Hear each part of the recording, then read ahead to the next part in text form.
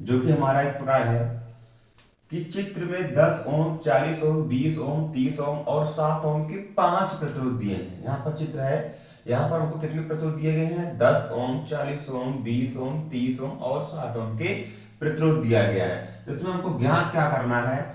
इसमें हमको ज्ञात करना है कुल प्रतिरोध। क्या ज्ञात करना है? कुल प्रतिरोध। तो पहले हम क्वेश्चन के हिसाब चलेंगे। पहले हमको क्या ज्ञात करना है? कुल प्रतिरोध। तो पहले इसका हम क्या निकालेंगे? कुल प्रतिरोध निकालेंगे। तो यहाँ पर कुल प्रतिरोध कितना होगा हम उसको देखेंगे। तो सबसे पहले यहाँ से चालू करेंगे। तो यहाँ पर देखते हैं ये दोनों आपस में कैसे जुड़े हुए हैं। ये दोनों आपस में समांतर क्रम में जुड़े हुए हैं। तो पहले हम यहां से लेकर यहां तक जो प्रतिरोध है उसको निकालेंगे, ए से बी तक, ए से बी तक। तो ए से बी तक प्रतिरोध हमारा कितना होगा? तो यहां पर समांतर क्रम में दोनों, तो फॉर्मूला लगा देंगे। 1/में आर बराबर क्या होता है? R1 और R2। तो 1/में यहाँ पर R1 10 और R2 1/में 40। अब दोनों का एलसीएम कितना होगा? 40 होगा। तो 40 यहाँ पर ऊपर रखेंगे, भाग करेंगे तो यहाँ पर कितना आएगा? 4। और यहाँ पर कितना आएगा? 40 करने 40 यानी 1 और नीचे क्या रहेगा? 40। अब दोनों को जोड़ेंगे, कितना होगा ये? 5/40। कितना होगा? 5/40। अब यहाँ पर R बराबर क्या आ जाएगा? 5 8 40 यानी कितना आएगा? 8 ओम आएगा। अब हम जा रहे हैं B से C की तरफ, B से C की तरफ। तो यहाँ पर 3 प्रतिरोध जुड़े हुए हैं, तीनों क्या हैं? समांतर में हैं। तो समांतर के लिए फार्मूला हमारा 1/में R, फिर से वही R1 कितने प्रतिरोध हैं? 3, तो हमारा R2 और यहाँ पर R3। अब यहाँ पर देखेंगे R1 क्या है? 20, R2 क्या है? 30, R3 क्या है? 60। अब तीनों कैल्शियम लेनिन लासा कितना होगा? यहाँ पर तीनों का लासा होगा 60। अब 60 से ऊपर मल्टीप्लाई करके 20 से हम भाग देते हैं। तो 20 तिहाई 60 और 30 दूनी 60, 60 करने 60। अब बटे में क्या होगा?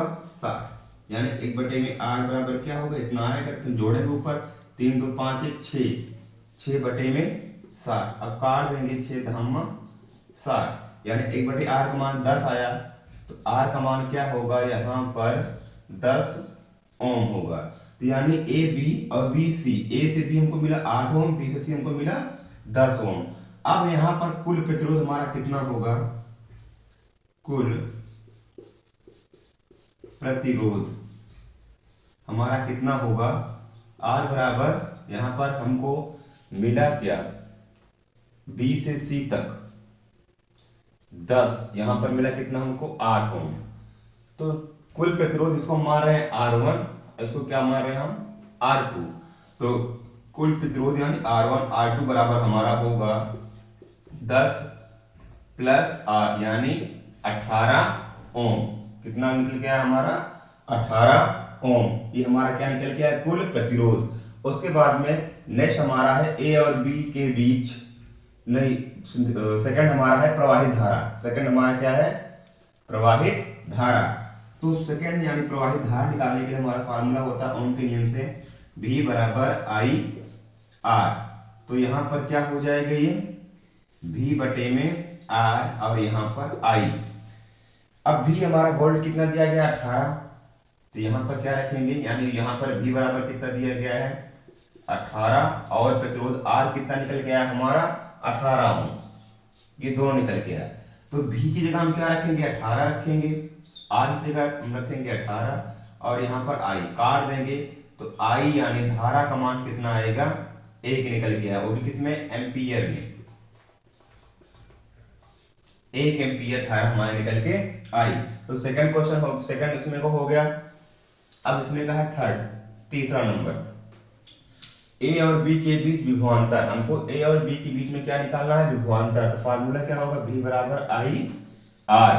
तो यहाँ पर I का मान कितना निकल के आया? 1 एम्पियर निकल के आया। यहाँ से कितना निकल के आया? 1 एम्पियर। और R यानी प्रतिरोध ए और बी के बीच में कितना निकला है? R। तो यहाँ पर V बराबर कितना आ जाएगा 8, यानी विभवांतर कितना निकल के आया 8 वोल्ट।